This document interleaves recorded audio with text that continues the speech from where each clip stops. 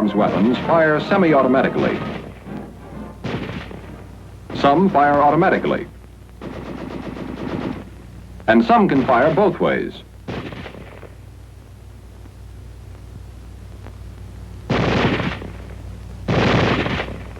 Weapons giving automatic fire will fire continuously as long as pressure is applied to the trigger or until the ammunition is exhausted. This permits spraying of a target with a continuous stream of fire.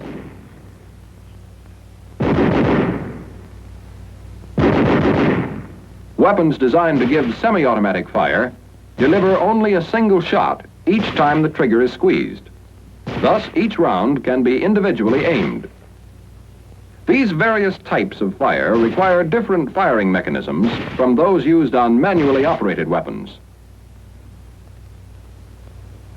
Let's look at a typical firing mechanism for a manually operated weapon to see why it won't work with a bolt that moves back and forth automatically. It's a hammer-type firing mechanism. As the bolt is moved to the rear to cock the weapon, it pushes the hammer back.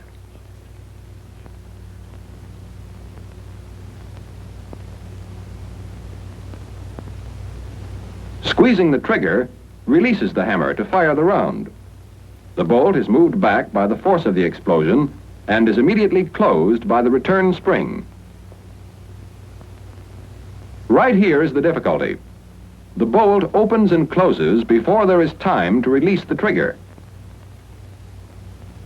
Actually, it's faster than the eye can follow.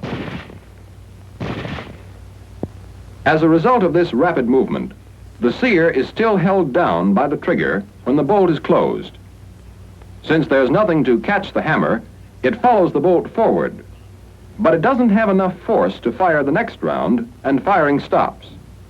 In other words, a firing mechanism is needed that will stay cocked even though the bolt goes back and forth at terrific speed. First, let's build a typical firing mechanism for semi-automatic fire. Such a mechanism must remain cocked with the trigger held to the rear. It should fire when the trigger is released and then squeezed again. This can be done in a number of different ways. Here on our model, we've added a new sear of the same type as the first one. It is mounted so it can pivot independently of the trigger.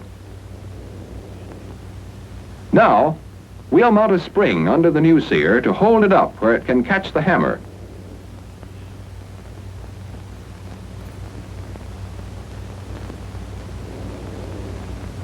That doesn't completely solve our problem because we still can't fire the mechanism.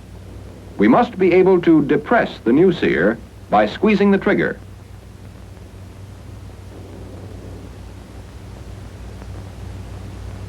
What is needed is a connection between the two sears. We'll put a link on the original sear.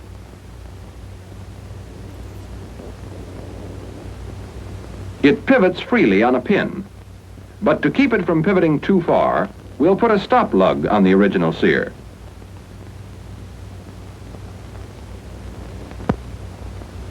Now the link always returns to its original position.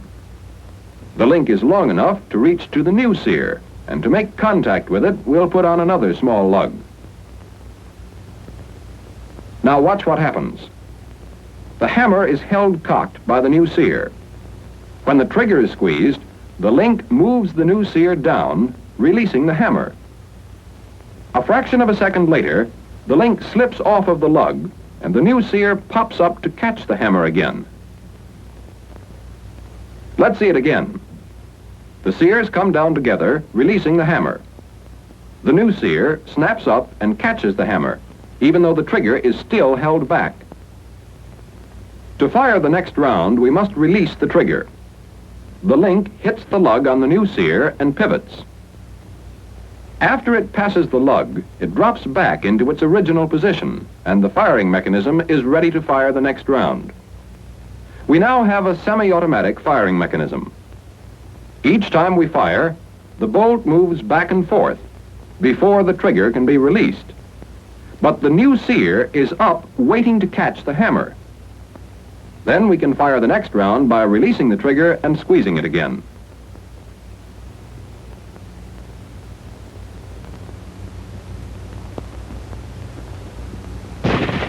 Semi-automatic fire. One shot each time the trigger is squeezed. To get automatic fire, we must arrange the firing mechanism so the weapon will fire continuously as long as pressure is applied to the trigger.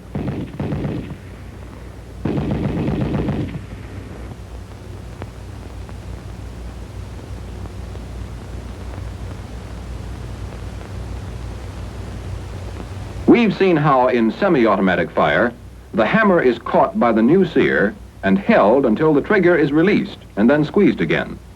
But in automatic fire, the trigger will be held back. So we need a means of firing each time the bolt closes, even with the trigger back. That means on this mechanism, we must disconnect the new sear from the hammer each time the bolt closes. A part such as this disconnector will do the job for us. We've mounted it so that it can move up and down. As it moves down, it depresses the sear and releases the hammer.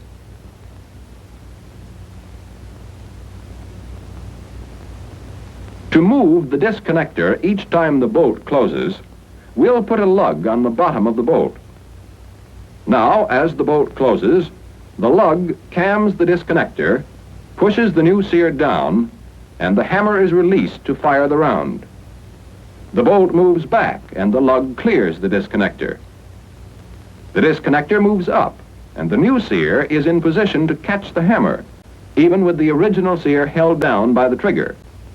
The cycle starts over again, and the weapon will continue to fire as long as pressure is applied to the trigger. When the trigger is released, the original sear rises.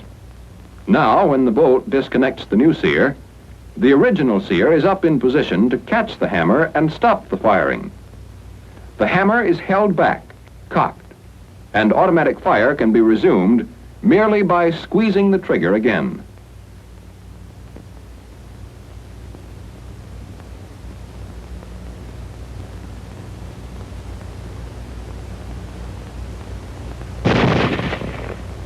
Now let's look at weapons which have both automatic fire and semi-automatic fire. These weapons have a lever to select the type of fire desired. These firing mechanisms are not much different from the ones we have just seen. All that's done is to arrange the disconnector so it can be shifted in or out of engagement with the new sear.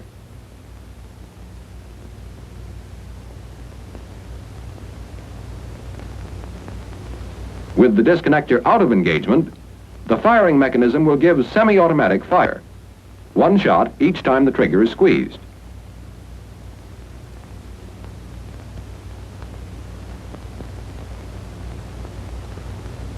With the disconnector engaged, we'll have automatic fire just as we had before.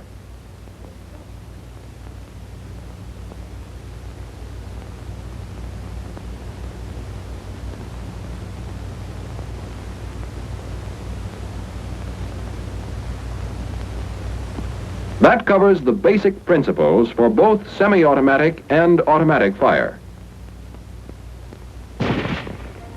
You'll find many different types of firing mechanisms on small arms weapons, but all of them have to perform the same operations we've pointed out to take full advantage of the speed and convenience of modern weapons.